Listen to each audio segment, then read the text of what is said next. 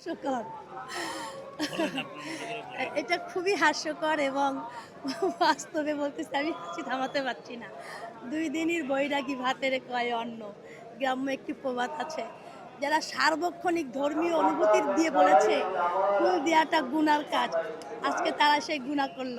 যাই হোক, তাদের সবসময় তারা বলে এসেছে এবং আমরা যারা বাঙালিরা ফুল দিতে এসেছি তখন তারা বলেছে, এটা ধর্মীয় বিধান না, এই ফুল দেয়া যায় না। ফান্দে পড়িয়া বগা কান্দে রে। আজকে তিনি ফান্দে পড়িয়াছেন এবং কেঁদেছেনও। যাই হোক, তিনি ফুল দিয়েছেন, তিনি নাটক করে ফুল দিয়েছেন, তার জন্য তার প্রতি ধন্যবাদ জানাচ্ছি।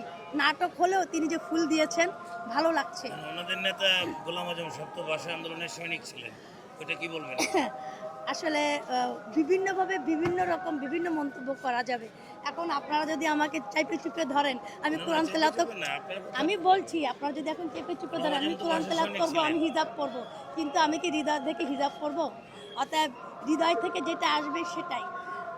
যারা মুক্তিযোদ্ধার পক্ষে ছিল বা যারা মুক্তিযোদ্ধা ছিল আর যারা বিপক্ষে ছিল এটা ইতিহাস জানে। আপনি দাপট করে সাপোর্ট করে লোক দিয়ে কিছু সংখ্যক করতে পারবেন, কিন্তু আর পারবেন না। বাঙালি কিন্তু খায় না।